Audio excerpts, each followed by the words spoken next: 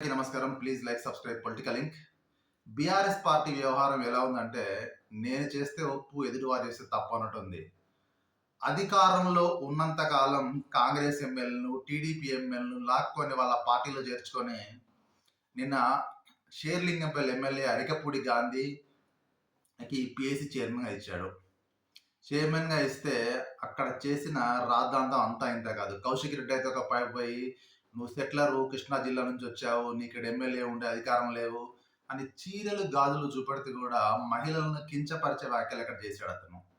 నిజంగా మరి కేసీఆర్ దీని వెనకాల కేసీఆర్ అనుకో తప్పకుండా ఉంటుంది. ఎందుకంటే ఇట్లాంటి సెంటిమెంట్ రెచ్చగట్టడంలో కేసీఆర్ చాలా నిష్ణాతుడు.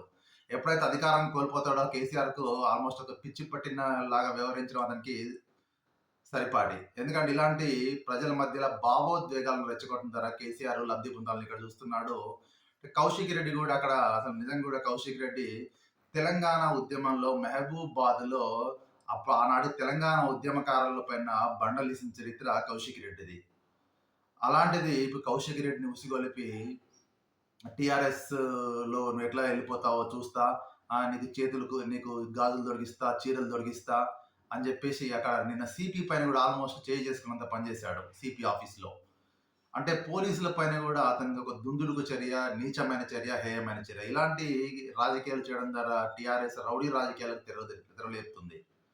నిజంగా కూడా ఎమ్మెల్యేలు స్వతహాగా వాతంలో వాళ్ళంతా వాళ్ళు పోవచ్చు, ఏదైనా చేయొచ్చు. మీరుంటే కోర్టుల ద్వారా, స్పీకర్ ద్వారా నిర్ణయాన్ని పరిష్కరించుకోవచ్చు. కానీ ఇలాంటి జనాలను ఉసిగొల్పి, జనాలను రెచ్చగొట్టి ఈ విధంగా రాజకీయాలు చేయడం చాలా తప్పు.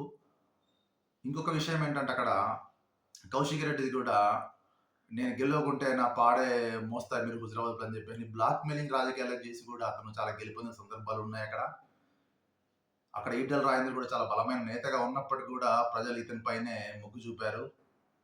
కానీ ఎప్పటికి కూడా నేనే పిసిసి ప్రెసిడెంట్ ఇప్పించిన రేవంత్ రెడ్డికి, నేనే రేవంత్ రెడ్డికి హెల్ప్ చేసిన అవన్నీ కూడా వాటికి ఆధారాలు ఉండకపోవచ్చు. ఎందుకంటే అతను ఆధారాలు ప్రొడ్యూస్ చేయకపోవచ్చు కూడా. కానీ ఏదో నోటి మాటలు కానీ రెచ్చగొట్టే ప్రయత్నం చాలా చేశాడు. ఏదైనప్పుడు కూడా అరికపూడి గాంధీ అతని వ్యవహార శైలి ఎలా ఉంటుందంటే కొంచెం సౌమ్యుడు. చాలా సౌమ్యంగా ఉంటాడు. ఎప్పుడు ఎవరి జోలికి పోడు. అలాంటిది అతన్ని రెచ్చగొట్టి మరి నేను ఇంత చేసిన హై డ్రామా మధ్యలో దీనికి కేసీఆర్ తప్పకుండా ఆన్సర్ చెప్పాలి. ఎందుకంటే కేసీఆర్ మౌనంగా ఉండి అసెంబ్లీకి రాకుండా రెచ్చగొట్టి ఇట్లా చేయించడం కేసీఆర్‌కి అలవాటు.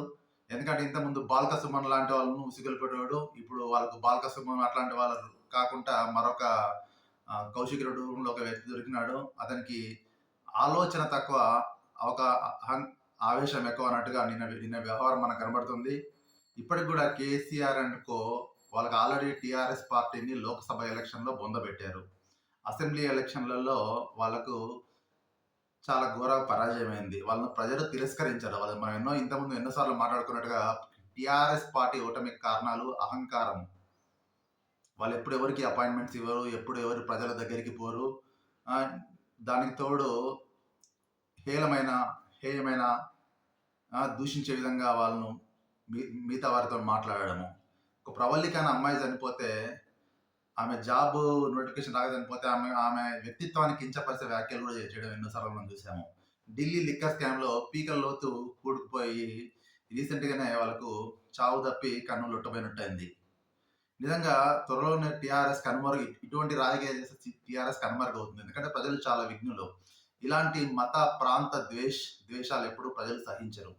నిజంగా కూడా కేసీఆర్ అండ్ టీంకు ఇది చాలా గట్టి దెబ్బ ఇది. ఎందుకంటే 2 రోజులు ఏదో మీడియా ఛానెల్‌లో హడావుడి చేసుకుంటా వాటిని వేయొచ్చు. కానీ ప్రజల నుంచి ఎప్పుడు వాళ్ళు తప్పించుకోలేరు. ప్రజలు వారికి తగిన గుణపాఠం చెప్తారు. అందులో ఎటువంటి సందేహం లేదు. ధన్యవాదాలు.